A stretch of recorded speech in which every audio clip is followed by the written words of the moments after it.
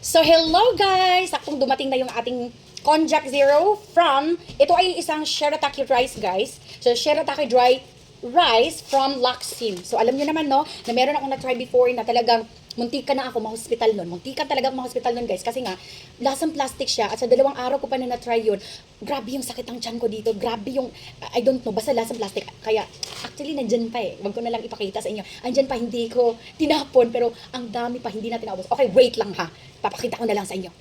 Ayan guys, oh. Eto pa yun, oh. Tatabunan na lang natin yung pangalan. Eto yun, oh. Lasang plastic at saka, yun. I don't know. Basta hindi ko siya natapos, hindi ko siya inubos. Nandyan lang siya. So, ito, talagang amoy mo talagang rice siya. So, let's gonna try this one guys kasi ang dami na rin nagsabi na talagang maganda siya. At ang maganda kasi sa shirataki rice guys, less sugar siya. Eh, yung mga rice kasi, napansin ko na kasi this time na yung sobrang, di ba, sobrang kumaba na tayo at na-feel ko, konting gasgas ko lang guys, meron na ako alam yon yung konting pangangati or what, nagkakasugat na ako. So, it's a sign na magkakaroon or meron tayong diabetes. At talaga ba naman, ang family namin ay talagang may dugong diabetes. Kaya, ayan. So, maglilas na ako ng rice. At sakto dahil ngayon ang dami. So, ang gagawin lang guys, ganito lang siya. So, magtataka lang tayo.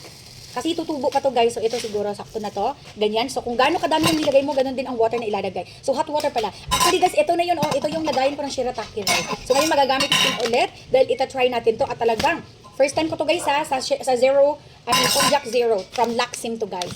And from Ana Maggawas. Miss Ana Maggawas guys. So, ita-try natin to. At lalagyan natin ng water. Saglit lang. And, ayan na yung water natin guys. Okay. So, i-wait lang natin mga until 10 minutes. Ayan. Meron ka ng kanin.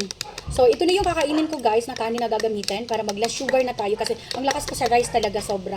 Alam nyo naman no, mukbanger tayo. So, sobrang ang lakas ko sa rice. So, naghahanap ako ng, naghahanap na ako ng ways na malilas yung ating sugar. Kahit malakas pa din tayong kumain, at least malilas yung ating sugar. Ayan siya guys. Oo, imimix mo lang siyang ganon.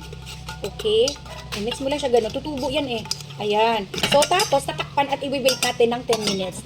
At makakain na tayo. At look naman guys, mapapasubo tayo ngayon. Dahil meron tayo dito pork chop. Meron tayong okra. Diba? At meron tayong saging. Ging. At meron tayong talong. And of course, talagang mapapasubo tayo dahil, tignan nyo naman. Meron tayo ditong tuyo. At meron tayong, anong kam nito? Fruits, dragon fruit. And of course, may mga fruits tayo dito guys. Gagawin natin itong drinks mamaya. Marami ding drinks yung Laksim. Laxi Slim pala. Ang dami ding drinks nila. So gusto ko yung coffee na cappuccino yata yun. Ita-try natin yun next time guys. So ito muna, ita-try natin. Wow. Yes, amoy bigas talaga siya guys. Hindi siya yung tipong pagkaamoy mo pa lang nangangamoy ng plastic. So thankful ako dahil meron itong Konjac Zero. So malilas na yung sugar natin, yung kain natin ng rice. Bahala na. Malakas pa din tayong kumain at less sugar na tayo guys.